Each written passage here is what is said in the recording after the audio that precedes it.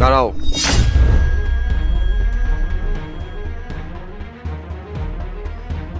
কই গো, বৌমার উপহারটা দাও।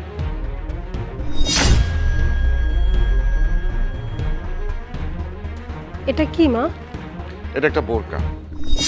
যেহেতু তুমি আজকে থেকে আমাদের এই হাজি বাড়ির বউ, আর আমরা যেহেতু ধর্মীয় নিয়ম কানুন মেনে চলি, তুমি আজকে থেকে আমাদের পরিবারের সদস্য হিসেবে আমাদের নিয়ম কানুনগুলো তোমার পালন করতে হবে। তাছাড়া তোমার স্বামী একজন মাওলানা, মাওলানার বউ হিসেবে অবশ্যই আমার কথাগুলো তুমি রাখবে। আজকের পর থেকে প্রয়োজন ছাড়া তুমি বাড়ির বাইরে যেতে পারবে না, আর যতক্ষণ পর্যন্ত তুমি এই ঘরে থাকবে অবশ্যই পর্দার মধ্যে থাকবে। এটা আমাদের হাজি বাড়ির নিয়ম।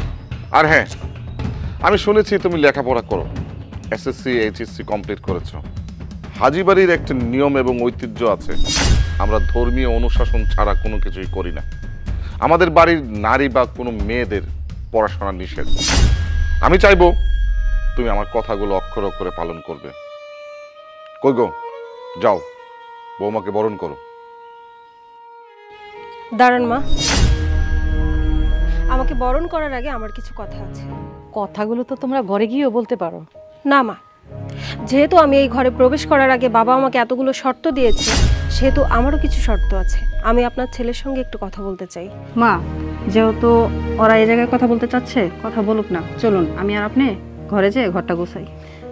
ঠিক আছে, চল চলুন। শুনুন, আপনার বাবা এভাবে হুট করে আমাকে পর্দা করার জন্য বলতে পারে না। যেহেতু আমি একটা শিক্ষিত মেয়ে, আমি বুঝি আমার কোনটা পড়া উচিত কোনটা পড়া উচিত না। উনি কোনো ডিসিশন আমার উপর এভাবে চাপিয়ে দিতে পারে না। আসলে ব্যাপারটা হয়েছে কি, আব্বু তো হাজি মানুষ। আব্বুর কাছে বিভিন্ন দরকারে, বিভিন্ন কাজে, বিভিন্ন জায়গা থেকে বিভিন্ন ধরনের মানুষ আসে। তাই আব্বু আপনাকে বলেছে পর্দা করার জন্য। আর তার থেকে বড় কথা হচ্ছে, আব্বু তো হাজি মানুষ। আমাদের পরিবারের একটা নিয়ম রীতি আছে। আমাদের মা বোন যারাই আছে কেন, আমাদের মা বোন যারাই আছে না কেন, তারা সবাই বোরকা পরে, যার কারণে আপনাকে বোরকা পরতে বলা হয়েছে। আমার বাবা যেহেতু আপনাকে একটা কথা বলেছে, আপনি বরং সেই কথাটা রাখুন, বাকি কথাগুলো আমি রাখছি। ও আচ্ছা, তার মানে আপনার বাবা যেটা বলেছে আপনিও তার সঙ্গে সম্মতি দিয়েছেন। আমি একটা শিক্ষিত মেয়ে, আমি জানি আমার কতটুকু পর্দা করা উচিত। আমি ঘরের মধ্যে 3 পিস পরে থাকতে পারি, যখন বাইরে যাব তখন আমি পর্দা করব, এটাই স্বাভাবিক। কিন্তু সারাটা দিন এই ভারী বোরকা এটা পরে আমি কিভাবে কাজবাজ করব একটু বলুন তো। আর তার চেয়ে বড় কথা, আমাকে পড়াশোনা করার জন্য নিষেধ করা হয়েছে। আমি ছোটবেলা থেকে এত কষ্ট করে এত দূর অবধি পড়াশোনা করেছি, আর এখন আমি এটা বাদ দিয়ে দেবো? এটা আমার পক্ষে পসিবল না। আমি মেডিকেলে অ্যাডমিশন দিয়েছি, যে কোনো সময় আমার রেজাল্ট আসবে, তখন। মানে আমি আপনাকে এটাই বোঝাতে চাইছি, আমার আব্বু যেহেতু আপনাকে বলেছেন বোরখাটা পরার জন্য, আপনি পর্দাটা করুন। আর আপনার যত দায়িত্ব আছে, আপনার পড়ালেখা থেকে শুরু করে এই সমস্ত কিছু আপনি আমার উপর ছেড়ে দিন। আপনি চাওয়া মাত্র আপনার সমস্ত ইচ্ছা পূরণ করার দায়িত্ব আমার। আপনি শুধুমাত্র আমার বাবার ইচ্ছাটা পূরণ করুন। ঠিক আছে, তাই যেন হয়।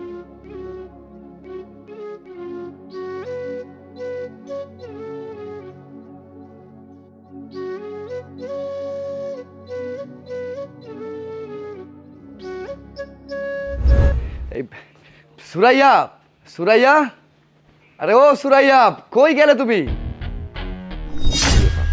কি হয়েছে? তুমি বাড়ির বাইরে দাঁড়িয়ে চিৎকার চেঁচামেচি করছো কেন? তুমি কি বাড়ির রীতিনীতি ভুলে গেছো? আসলে বাবা, একটা খুশির সংবাদ আছে, আর যার কারণে এত উৎসাহিত হয়ে আমি ওকে ডাকছি। খুশির সংবাদ মানে কি? আমি দাদা হব, তুমি বাবা হবে?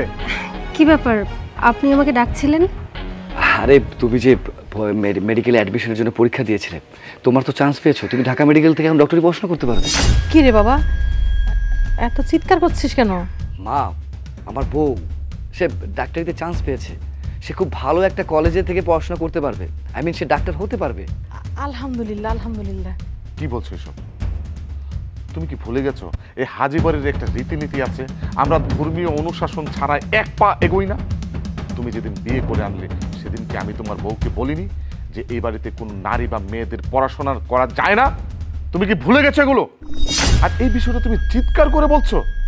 আব্বা, ছোটবেলা থেকে আমার একটা স্বপ্ন ছিল, এত কষ্ট করে আমি পড়ালেখা শেষ করে এখন মেডিকেলে চান্স পেয়েছি, আর এখন আমি এটা পড়বো না? না, তুমি পড়বে না। বাবা, বাবা আমার কথাটা শুন। খোকারে, তোর বাবা চাইতে গেছে, আমি যাই ওনাকে একটু ঠান্ডা করে গিয়ে। বৌমা চলো।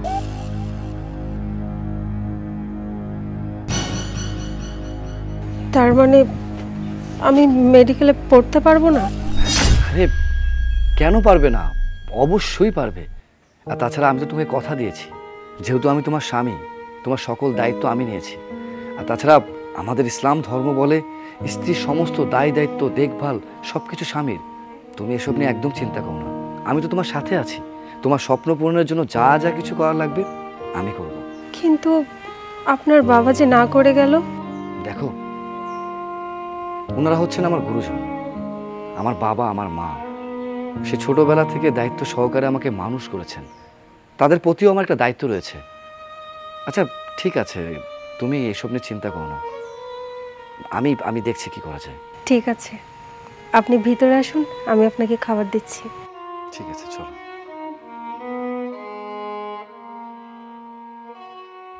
খাবার দাবার সব রেডি করছো তো? হ্যাঁ মা, ভালো করছো, একটু পরেই সবাই খাবারটা দিতে হবে। উফ, কি যে গরম মা, আমি বোরকা পরে একদম থাকতে পারি না। মা, আপনারা ঘরের মধ্যে সারাক্ষণ এভাবে পর্দা করে থাকেন? বৌমা কি করব, তোমার শ্বশুর তো দেখো কিরকম মাথা গরম করে ফেলে, আর কখন না কখন বাইরে থেকে লোকজন চলে আসে, এই জন্য আমরা সারাক্ষণ পর্দার মধ্যেই থাকি। তুমি মুখ লাগাও, পর্দাটা করো। মা, এখন বাসায় কেউ নেই, কিন্তু সারাক্ষণ এভাবে পর্দা করে থাকলে তো গরমও লাগে, তাই না? আমাদেরও তো রক্তে মাংসে গড়া একটা শরীর। মা জানেন তো, আমার না আপনাকে ভাবিকে খুব দেখতে ইচ্ছা করে, কারণ আসার পর থেকে আমি কখনো আপনাদের চেহারা দেখিনি। মা, একটু আপনার চেহারাটা দেখান না ভাবি। না না বৌমা, কি বলছো, এসব এসব সম্ভব না। তোমার শ্বশুর যদি এসে দেখে না, সর্বনাশ হয়ে যাবে।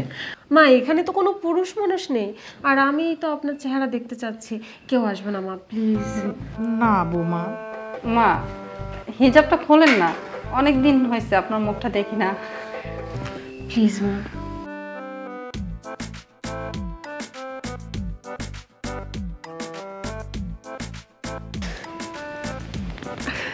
মাশাল্লাহ মাশাল্লাহ, মা আপনি খুব সুন্দর। জানেন তো মা, আমি জন্মের পর থেকে কখনো আমার মাকে দেখিনি, তাই আমার খুব ইচ্ছা ছিল যে আমার যেখানে বিয়ে হবে সেখানে আমার শাশুড়িকে আমি সবসময় আমার মায়ের মতো করে দেখব, কিন্তু আসার পর থেকে আপনার চেহারাটা কখনো দেখতে পাইনি। আপনি অনেক সুন্দর মা। ভাবি, আপনার চেহারাটাও দেখান না। না না না মা, এসব কি বলতেছে? খোলো, ও তো তোমার ছোট বোনের মতো। মাশাল্লাহ ভাবি, আপনি অনেক সুন্দর। এত সুন্দর চেহারা দিয়ে কি হবে বোন? আমার তো আর দেখার মানুষ নাই। হ্যাঁ বৌমা, আমার বড় ছেলেটা 1 বছর আগে রোড অ্যাক্সিডেন্ট মারা গেছে। ভাবি প্লিজ আপনি কান্না করবেন না। আমি জানি ব্যাপারটা অনেক দুঃখজনক, কিন্তু এটাই তো বাস্তব, আর আমাদের তো এটাই মেনে নিতে হবে।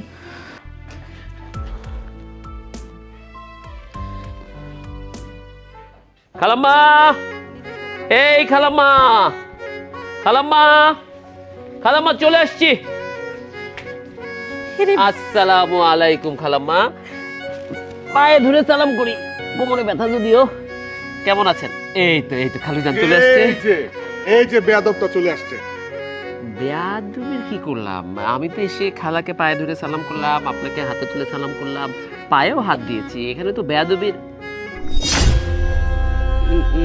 আমি বুঝে গিয়েছি, ভাইয়ের বিয়েতে ওই রকম আয়োজন করে না খাওয়ালেও এইটা যে আমাদের জুলকার ভাইয়ের ওয়াইফ, আমি তাকে ঠিকই চিনেছি, তাই না খালা? হ্যাঁ সৈকত, আমি তোর জুলকার ভাইয়ের ওয়াইফ। খালুজান, এই যে আমাকে বেয়াদব বেয়াদব বলে বলে মুখে ফেনা ছুটিয়ে ফেললেন, অথচ আপনার ঘরের বউ যে কিনা আমাকে ঠিক মতো চিনেও না, সে আমাকে তুই করে নাম ধরে ডাকছে, তার কোনো বিচার হবে না? সৈকত, তুই আমাকে চিনতে পারছিস না? আরে আমি Suraiya. Suraiya, bright student, smart মেয়ে। খালা কি করেছো? মেয়েটাকে তো পুরো প্যাকেট বানিয়ে ফেলেছো। কলেজে তো খুবই স্মার্ট ছিল, এখন তো দেখে মনে হচ্ছে একটা পোটলা। হাই বেয়াদব, কিসের প্যাকেট? এটা ধর্মীয় অনুশাসন, তুমি জানো না? হাজিবারের মেয়ে এরা পর্দা করে, ও পর্দা করছে। এই শোনো, এই তুমি তোমার ভাগনাকে ভালো করে খাওয়া দাওয়া করে তাড়াতাড়ি বিদায় করো এখান থেকে।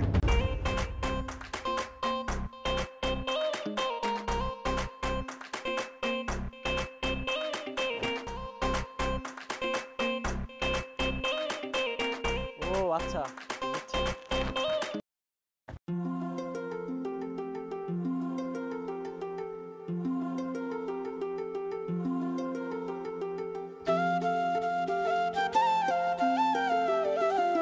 অবশ্য কাপড় কম ছিল, এখন আমি যে কি কাপড় পরবো সেটাই বুঝতে পারছি না। খালুর পাঞ্জাবিগুলো তেমন হবে না, উনি দেখতে ঢোলের মতো। আর জুলকার ভাই যা পরে ওটা ওনার সাথেই মানায়, আমার সাথে যায় না। মানে এক কাপড়েই কি 4 দিন পার করে দেবো কিনা সেটা বুঝতে। সমস্যা নাই, আপনার ভাইয়া মারা যাওয়ার আগে বেশ কিছু পোশাক রেখে গেছে, আপনি ওগুলো পরতে পারেন। এটা অবশ্য ঠিক বলেছে। বড় ভাইয়া দেখতেও কিছুটা আমার মতো ছিল, খালাতো ভাই হলে তো ভাই, আচার আচরণও আমার মতোই ছিল। ভাইয়ার পোশাক পরলে আমাকে খারাপ লাগবে না। তাই এই বাজারটাকে তাড়াতাড়ি বিদায় করো। আপনি যান, আপনি রেস্ট করেন। এই চল। বাবা তুই জানোস না তোর খালুর মাথা গরম, এখন ওদের সাথে যাওয়া লাগবো না, তুই আমার লগে চল। আয়।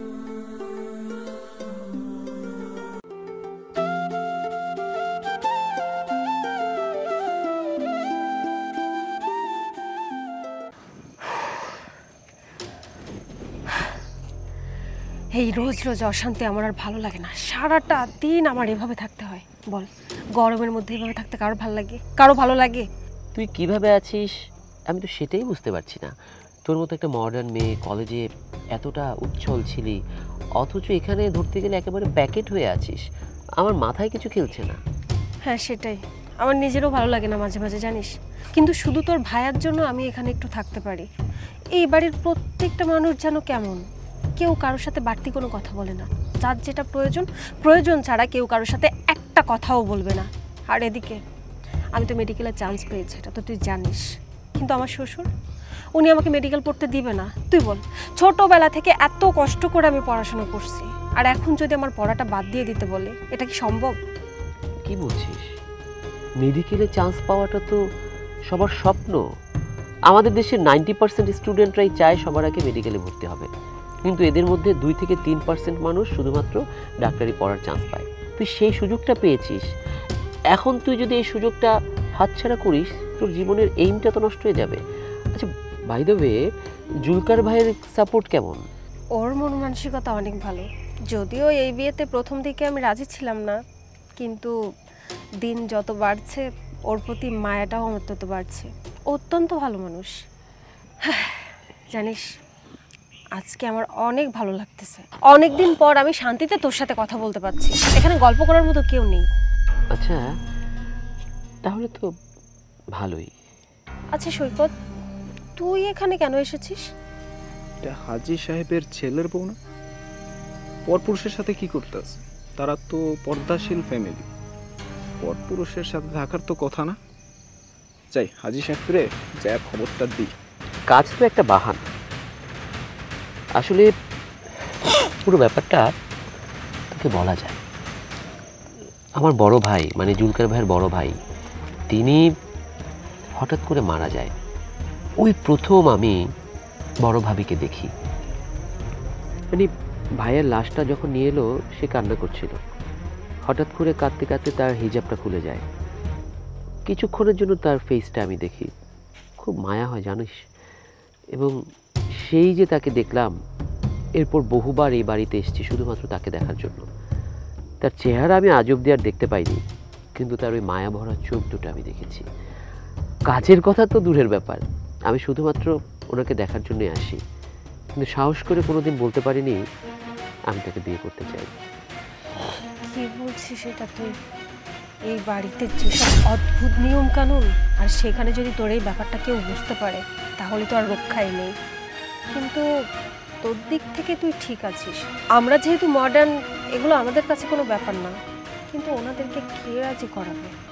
দেখছেন আঙ্কেল, আপনার ছেলের বউ পরপুরুষের সাথে কি করতেছে দেখেন। আস্তাগফিরুল্লাহ, নাউজুবিল্লাহ। শব্দ হচ্ছে ওই বদমাশটার, ওই শয়তানটার জন্য আজকে আমার বউ এখানে। আজকে আমার ছেলে আসুক বাড়িতে, ওকে আমি সব বলতেছি। আচ্ছা এক কাজ করো, এই তুমি যে ওদেরকে এখানে দেখেছো, এটা কাউকে বলতে যাও না, ঠিক আছে? কাউকে বলবো না? না না না, কাউকে না। এক কাজ করো, এটা এটা এটা তুমি রাখো, ঠিক আছে? চলো চলো চলো চলো। দেখ, মডার্ন আর ব্যাকডেটেড ব্যাপার নয়।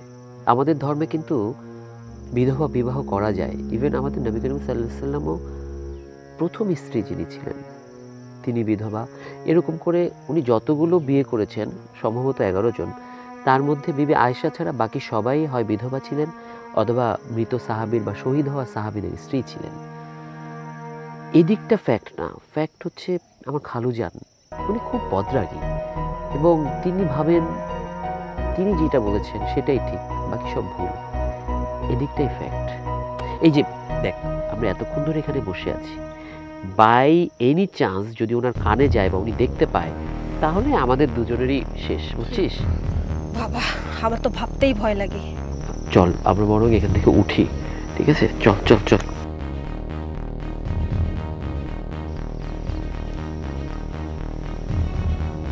কি ব্যাপার বাবা, তুমি এই সময় এখানে? আমি বাড়িতে যাচ্ছিলাম, তোমার সাথে খুব জরুরি কথা আছে। আমার সাথে জরুরি কথা আছে মানে কি এমন জরুরি কথা? তোমার বউ পুকুর পাড়ে একটা পরপুরুষের সাথে বেলালাপনা করছে। কি বলছো বাবা তুমি এসব? না না, আমি তোমার কথা বিশ্বাস করি না। আমি আমার বউকে খুব ভালো মতো চিনি, সে এই ধরনের কাজ কখনোই করতে পারে না। আর তুমি যে এইসব কথা বলছো তার বা কি প্রমাণ আছে? আরে তোমার খালাতো ভাই এসছে না, খালাতো ভাইয়ের সাথে তোমার বউ পুকুর ধারে বসে গল্প করছে। এই যে এই ছেলেটা দেখেছে, দেখে আমাকে গিয়ে বলেছে। আমি তারপরে ওর সাথে গিয়ে দেখি যে হ্যাঁ ঘটনা সত্যি। ছি ছি ছি ছি, তার মানে এতদিন ধরে আমি যে বিশ্বাস নিয়ে তাকে ভালোবেসে বিয়ে করেছিলাম সে বিশ্বাসের অমর্যাদা করেছে। আমি তো নিজেকে বিশ্বাসই করতে পারছি না। বুঝতে পেরেছি, সে রীতিমতো আমাদের পরিবারের মান সম্মান নিয়ে টানা হেঁচড়া করছে। এই কথাগুলো যদি আশেপাশের লোকজন জানে তাহলে আমাদের হাজি বংশের মান সম্মান কোনো কিছু থাকবে না। ভাগ্য ভালো ব্যাপারটাও দেখেছে, কিন্তু অন্য কোনো লোক দেখলে তো না। এই বিষয়টাকে খুব ভালো মতো দেখতে হবে, এর একটা বিহিত আমাকে করতে হবে। ঠিক আছে চলো। এই দাঁড়া, ভাইয়া আসসালামু আলাইকুম। ভাইয়া তুই কি শুরু করেছিস? তুই আমাদের ফ্যামিলির মান সম্মান নিয়ে কেন টানা হেঁচড়া করছিস? আমি কি করলাম? তুই কি করেছিস মানে? তুই রীতিমতো হাজি বাড়ির মান সম্মান নিয়ে টানা হেঁচড়া করছিস। তুই খুব ভালো মতো জানিস আমাদের হাজি বাড়ির একটা রীতি নেওয়াজ আছে। এই বাড়ির লোকজন কিভাবে চলাফেরা করে সেটা খুব ভালো মতো জানিস। আর তার থেকে বড় কথা হচ্ছে তুই এই বাড়িতে এসেছিস আত্মীয় হয়ে, আত্মীয়র মতো থাকবি, খাবি, এরপরে সুন্দর মতো তুই এখান থেকে চলে যাবি। তুই সেটা না করে তুই আমাদের পরিবারের মান সম্মান নিয়ে ছিনিমিনি খেলছিস। ভাইয়া দেখো, তুমি কি বলছো না বলছো আমার মাথার উপর দিয়ে যাচ্ছে, আমি কিচ্ছু বুঝতে পারছি না। আমি একটা কথা কোনোভাবেই বুঝতে পারছি না। তুই কি আমার কথা বুঝতে পারছিস না নাকি না বোঝার ভান করছিস? তুই আমার বউকে নিয়ে পুকুর ঘাটে বসে বসে কথা বলছিস। এই সমস্ত কিছু যদি আশেপাশের মানুষজন জানতে পারে আমার মান সম্মান, এই হাজি বাড়ির মান সম্মান কোনো কিছু কি থাকবে? ভাইয়া আমি শিওর তোমাকে কেউ ভুল বুঝিয়েছে। তোর কাছে যেটা নোংরামি না সেটা আমাদের কাছে অনেক কিছু। আমাদের হাজি বাড়ির মেয়েরা কখনো বাসা থেকে বের হয় না, তার উপরে কথা হচ্ছে আমাদের একটা মান সম্মানের ব্যাপার আছে। বাট তুই যেটা ভাবছিস সেটা তোর মতো করে চলবে না। আমাদের পরিবারের মান সম্মান যেভাবে আমরা রক্ষা করতে পারবো ঠিক সেইভাবে চলবে। আর তুই যেটা করছিস সেটা আমাদের পরিবারের মান সম্মান নিয়ে রীতিমতো ছিনিমিনি খেলছিস। ভাইয়া তোমার ওয়াইফ সুরাইয়া আমার ক্লাসমেট ছিল, স্কুল কলেজ দুটোই আমরা একসাথে পড়েছি। হঠাৎ করে এই বাড়িতে এসে দেখি ও তোমার বউ। আমি তো বিশ্বাস করতে পারছিলাম না, ওর মতো স্মার্ট মডার্ন একটা মেয়ে কী করে হাজি বাড়ির বউ হলো। পরে শুনলাম পারিবারিকভাবে বিয়ে হয়েছে। ওর সাথে আমি পুকুর ঘাটে বসে কথা বলেছি, কিন্তু সেখানে কোনো নোংরামি ছিল না, কোনো অসভ্যতা ছিল না। আমি ওর সাথে অ্যাজ এ ফ্রেন্ড কথা বলেছি, দুজন ফ্রেন্ড যেভাবে কথা বলে সেভাবে। তুমি ব্যাপারটাকে কিন্তু অনেক সিরিয়াসলি নিয়ে নিচ্ছ। কেউ আমাকে ভুল বুঝায়নি, আমি যা বুঝতেছি সঠিক বুঝতেছি। আর বন্ধু ছিল তোমার আগে, এখন সে আমার বউ। অতএব আমার বউকে কিভাবে মেনটেন করতে হবে, সে কিভাবে চলাফেরা করবে, কার সাথে কথা বলবে সেটা নিশ্চয়ই ডিসাইড করবো আমি, তুই না। যাই হোক, তোর সাথে কথা বলে কোনো লাভ নেই। যা কথা বলার আমি ওর সাথে বলবো। ভাইয়া ভাইয়া ভাইয়া সুরাইয়ার কোনো দোষ নেই।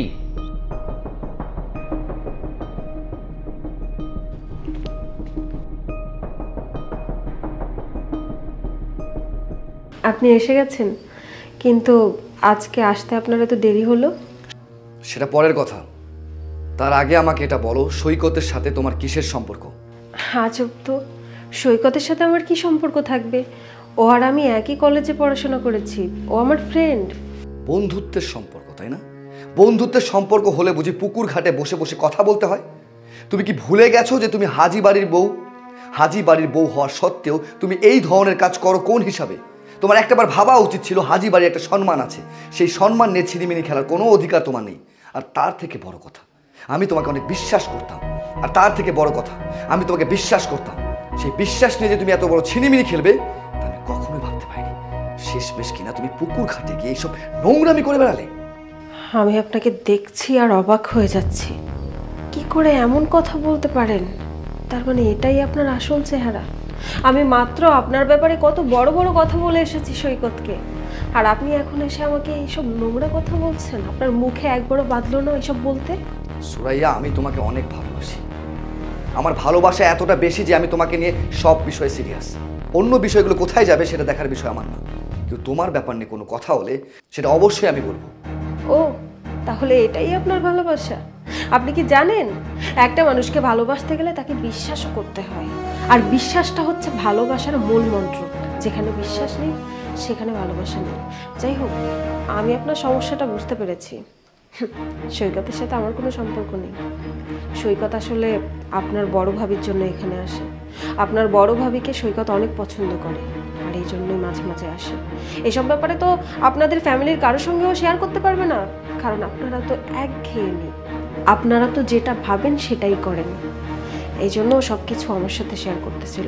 সবই ঠিক আছে, কিন্তু তার মানে এই নয় পুকুর ঘাটে বসে তুমি একজন পরপুরুষের সাথে এভাবে কথা বলবে।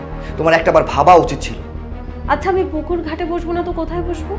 আপনাদের বাসায় এখানে কথা বলার মতো কোনো পরিবেশ আছে? কেউ কারোর সঙ্গে কথা বলে? আপনারা তো প্রয়োজন ছাড়া কেউ কারোর সঙ্গে কথা বলেন না, এবং আমাকেও বলতে দেন না। এখানে বসে আমি যদি কথা বলতাম আর আপনার বাবা যদি দেখতো, তাহলে সেটা নিয়েও আমার সাথে সিন ক্রিয়েট করতো, যার জন্য বাধ্য হয়ে আমি পুকুর ঘাটে গিয়ে ওর সঙ্গে কথা বলেছি। আপনারা শুধু নিজেদেরটা দেখবেন না প্লিজ, অপর সাইডের মানুষের সুবিধা অসুবিধা এটাও দেখবেন। ও আচ্ছা, এই ব্যাপার তাহলে আমি বুঝতে পেরেছি। তুমি যা বলেছো একদম ঠিক কথাই বলেছো, কিন্তু আসলে ওই ব্যাপারটা আমি নিতে পারিনি। কেউ তোমাকে নিয়ে এই ধরনের কথা বললে সেটা আমার সহ্য হবে না, আর যার কারণে তোমার সাথে আমি খারাপ ব্যবহার করেছি। সমস্যা নেই, আমি কিচ্ছু মনে করিনি। এই বাড়িতে আসার পর থেকে আপনি সবসময় আমার পাশে ছিলেন, সবসময় আমাকে সাপোর্ট করেছেন, আর আপনি যে আমাকে ভালোবাসেন অতিরিক্ত এটাও আমি জানি। এই জন্য হয়তো বা শোনা মাত্র এই রাগের মাথায় আমার সঙ্গে খারাপ ব্যবহার করে ফেলেছেন। শুনুন, আজকে আপনার বাবা আমাদের সবাইকে নিয়ে বসবে, আর আমার মেডিকেলে পড়ার ব্যাপারে ফাইনাল ডিসিশন দিবে। ঠিক আছে, বাবা যখন আমাদেরকে ডেকেছে তাহলে সেখানে বসেই আমরা সব কিছু সমাধান করব। আচ্ছা, তাহলে আমি যাই, একটু ফ্রেশ হয়ে আসি। ঠিক আছে।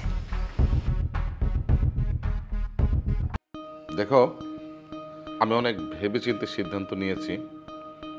যেহেতু আমাদের বাড়ির একটা রেওয়াজ আছে, ধর্মীয় অনুশাসনের মধ্যে মেয়েদের থাকতে হয়।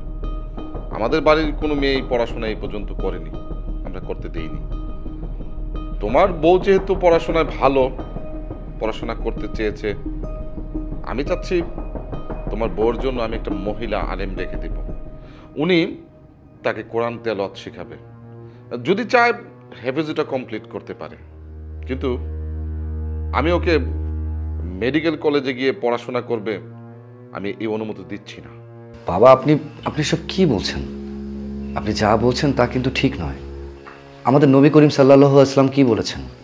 তিনি বলেছেন নারী পুরুষ উভয় জ্ঞান অর্জন করতে পারবে, তাদের কোনো ক্ষেত্রে বাধা নেই।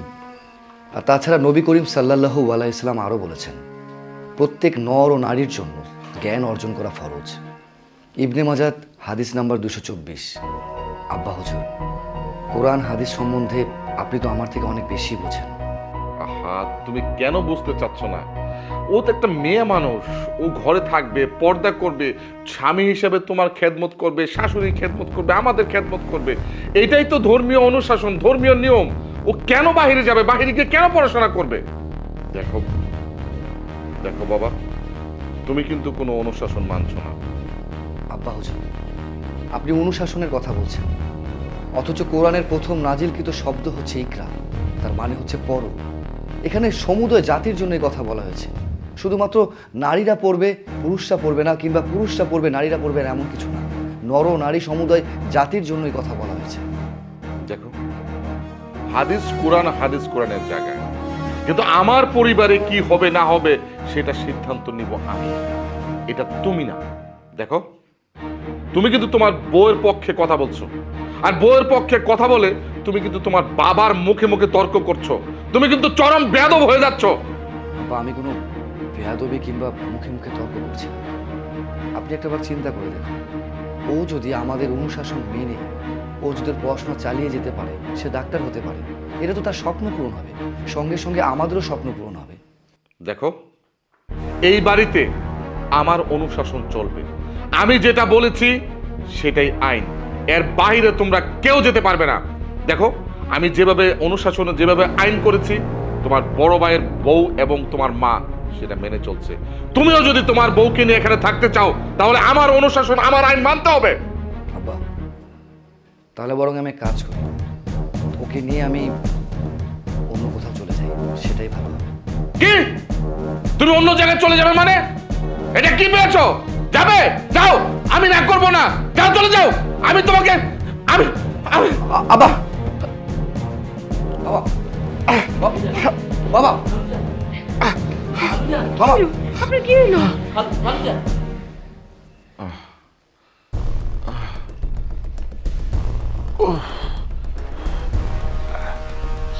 আচ্ছা, আমি আমি তাহলে মারা যাইনি না? আমি তো ভেবেছিলাম একটা মিনিটের জন্য বুকে যে ব্যথা, যে যন্ত্রণা শুরু হয়ে গেছিল, আমি তো ভেবেছিলাম আমি মরে গেছি। আমি আমি কিভাবে বেঁচে উঠলাম? তোমার ছোট বৌমা তোমাকে বাঁচিয়েছে। হ্যাঁ বাবা, তোমার একটা ম্যাসিভ অ্যাটাক হয়েছিল, আর তাৎক্ষণিকভাবে যে প্রাথমিক চিকিৎসার দরকার ছিল সেগুলো সে জানতো, যার কারণে তুমি এখন পর্যন্ত ঠিক আছো। কিন্তু কিন্তু বৌমা তো ডাক্তার না। হ্যাঁ খালুজান, ও এখনো ডাক্তার হয়নি, ও ডাক্তারি পড়ায় অ্যাডমিশনও নেয়নি, কিন্তু যারা ডাক্তার হতে চায় তাদের কিন্তু প্রচুর পড়তে হয়। ও টেস্ট পরীক্ষার আগে থেকেই মেডিকেল ভর্তি কোচিংয়ে ভর্তি হয়েছিল। সেখানে অনেক টার্মসের পাশাপাশি কিছু ফার্স্ট এইডও শেখানো হয়, সেখান থেকে ও অ্যাপ্লাই করেছে। আপনার এই ব্যথাটার ধরন দেখেই বোঝা গিয়েছিল আপনার একটা ম্যাসিভ হার্ট অ্যাটাক হয়েছে, এবং তীব্র যন্ত্রণা হচ্ছিল, আপনার হাত অবশ হয়ে যাচ্ছিল, হাত ব্যথা করছিল, আপনার চোয়ালের মধ্যে বুকের বাঁ পাশের ব্যথাটা চোয়ালের দিকে চলে যাচ্ছিল। তখন ও আমাকে বলল 4টা নিটোকার্ড আর 4টা অ্যাসপিরিন আনতে। একসাথে 8টা ওষুধ আপনাকে খাইয়ে দেওয়া হয়েছে। এই 8টা ওষুধ একসাথে খাইয়ে দেওয়া হলে আপনি হসপিটাল যাওয়া অবধি একটা টাইম পাবেন, তারপর ডাক্তাররা ভালো বুঝবে যে আসলে আপনার কী হয়েছে, কী করতে হবে। এই আমার একমাত্র মেয়েটা শুধু তোমার কারণ মারা গিয়েছে। তোমাকে বারবার বলেছিলাম ডাক্তার আনার জন্যে, তুমি ডাক্তার আনোনি, পুরুষ ডাক্তার বলে আনোনি। আজকে যদি একটা মহিলা ডাক্তার থাকতো, আজকে আমার মেয়েটা বেঁচে থাকতো। সেজন্য তো বলি যে বৌমাকে তুমি ডাক্তার বানানোর জন্য অনুমতি দাও। বাবা, সব কিছুর জন্য আমি দুঃখিত। আসলে সব কিছুর জন্য এখন আমার নিজেকে দায়ী মনে হচ্ছে। আপনি কোনো চিন্তা করবেন না, আপনি যেভাবে বলবেন আমি ঠিক আপনার কথা মতোই চলবো।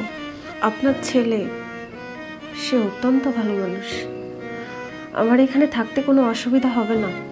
ছোটবেলা থেকে একটা স্বপ্ন ছিল, এই জন্য মেডিকেলে পড়ার জন্য এত জোরাজুরি করছিলাম, কিন্তু আমার কাছে তো এত সুন্দর একটা পরিবার আছে। আমি এখন থেকে সব সময় আপনার দেখাশোনা করব, মায়ের দেখাশোনা করব, ভাবির দেখাশোনা করব। আপনারা যেভাবে যেভাবে বলবেন আমি ঠিক সেভাবেই চলবো। আর কখনো ডাক্তারি পড়ার জন্য বায়না করব না। এখন থেকে আমি এই বাড়ির যোগ্য বউ হয়ে ওঠার চেষ্টা করব, সবসময় পর্দা করব, ঠিক বড় ভাবির মতো। হ্যাঁ বাবা, ও যা বলেছে একদম ঠিক কথা বলেছে। আর তাছাড়া আমি কিংবা আমার ওয়াইফ, আমরা কেউই চাই না যে আমাদের কারণে বা তার স্বপ্নের কারণে তুমি আবার অসুস্থ হয়ে পড়ো, আবার তোমার কোনো ক্ষতি হোক। আমরা চাই সবসময় এই পরিবারটা হাসি খুশি থাক, তুমি সবসময় সুস্থ থাকো, ভালো থাকো। তুমি যেই নিয়ম কানুন অনুশাসন রাখবে, সেই হিসাবে আমি, আমার বউ এবং এই বাড়ির সবাই আমরা তোমার সমস্ত অনুশাসন মেনে চলবো। দেখো, আমি ভুল করেছি, আমি সত্যিই ভুল করেছি। ধর্মীয় অনুশাসনের নামে আমি আমার পরিবারে যে আইন চালু করেছিলাম, এটা সম্পূর্ণ ভুল ছিল। আজকে আমি নিজে এই অবস্থার জন্য দায়ী। আমার আমার একমাত্র মেয়েটা আমার অন্ধ গোলামির কারণে দুনিয়া ছেড়ে চলে গেছে। আমি সত্যি ভুল করেছি। আমি ধর্মীয় অনুশাসনের নামে অপব্যাখ্যা দিয়ে তোমাদের সারাটা জীবন কষ্ট দিয়েছি। আজকে আমার সন্তান আমার সব ভুল ভাঙিয়ে দিয়েছে। আমার সন্তান সুশিক্ষায় শিক্ষিত হয়েছে। ওই আসলে প্রকৃত শিক্ষিত, প্রকৃত মুমিন, প্রকৃত আলেম। ওর কাছ থেকে আমার অনেক কিছু শেখার আছে। আমি তোমাদের সবার কাছে আমার ভুলের জন্য ক্ষমা চাচ্ছি। আর আমি কথা দিচ্ছি, আমার বৌমা পড়াশোনা করবে, অবশ্যই সে মেডিকেলে পড়াশোনা করবে, যেন ভবিষ্যতে আমার মেয়ের মতো আর কোনো মেয়ে এইভাবে মারা না যায়। বৌমা, তুমি এটা নিয়ে কোনো টেনশন করো না বৌমা, তুমি অবশ্যই পড়াশোনা করবে, অবশ্যই পড়াশোনা করবে। হ্যাঁ বাবা, তুই বৌমাকে নিয়ে আর কোথাও যাসনি। আমি কথা দিচ্ছি, ওর পড়াশোনার সব দায়িত্ব আজ থেকে আমার। বাবা, আপনি প্লিজ এখন বেশি কথা বলবেন না। আপনি যদি এখন বেশি কথা বলেন তাহলে আপনি অসুস্থ হয়ে পড়বেন। যে কোনো সময় হয়তো বা অ্যাম্বুলেন্স চলে আসবে, তারপর হসপিটালে যান, সুস্থ হন, তারপর বাকি কথা বলবেন। তবে বাবা, অ্যাম্বুলেন্স আসার আগে আমার কিছু কথা ছিল। বাবা, আমি চাচ্ছিলাম ভাবি এইভাবে একা একা আর কতদিন থাকবে। তাছাড়া ভাইয়া মারা গেছে 1 বছর তো হয়ে গেছে, তারও তো শখ আহ্লাদ আছে। তাই আমি চাচ্ছিলাম যে ভাবির একটা বিয়ে দেওয়ার জন্য। কি বলছিস বাবা? একটা বিধবা মেয়েকে কি বিয়ে করবে? আমিও বুঝতে পারছি যে ওর সারাটা জীবন পড়ে আছে, কিন্তু আমি কি করতে পারি বাবা? ওই যে তোমার পাশে চশমা পরে যে বেয়াদবটা দাঁড়িয়ে আছে, সে বিয়ে করবে। আর তুমি কি জানো বাবা, এই বেয়াদবটা কিসের জন্য আমাদের বাসায় আসে? শুধুমাত্র আমাদের ভাবিকে দেখার জন্য আসে। এই বেয়াদবটা ভাবিকে প্রচণ্ড লেভেলের ভালোবাসে আর ভাবিকে বিয়েও করতে চায়। তাই বলছিলাম বাবা, ওই বেয়াদবটার সাথেই আমাদের ভাবির একটা বিয়ের বন্দোবস্ত করে দাও। কি বলছিস বাবা? আমার বৌমাকে এই বেয়াদবটা বিয়ে করবে? আমার বৌমার জীবনটা আবার নতুন করে সাজিয়ে দেবে? তাহলে তো ভালোই হয়। কিরে বেয়াদব, তুই কি আমার বৌমাটাকে বিয়ে করতে চাস? হ্যাঁ খালুজান, করব। সে কারণেই মাঝে মাঝে আপনাদের বাসায় আসি, আর এটা নিয়ে আমি পড়েওছি। আপনি এখানে ধর্মের কোনো বাধা আনতে পারবেন না, কারণ আমি যতদূর জানি আমাদের নবী করিম সাল্লাল্লাহু আলাইহি সাল্লাম নিজেও বিধবা বিয়ে করেছেন, আর আমি তাকে খুব যত্নেই রাখব। আমি এতদিন যা করেছি সব ভুল করেছি। আমি যেহেতু বুঝতে পেরেছি, সেহেতু এখন আর কোনো বাধা নেই। আমার এই পরিবারটা হচ্ছে আজকে থেকে একটা সুখী পরিবার, এই পৃথিবীর শ্রেষ্ঠ পরিবার।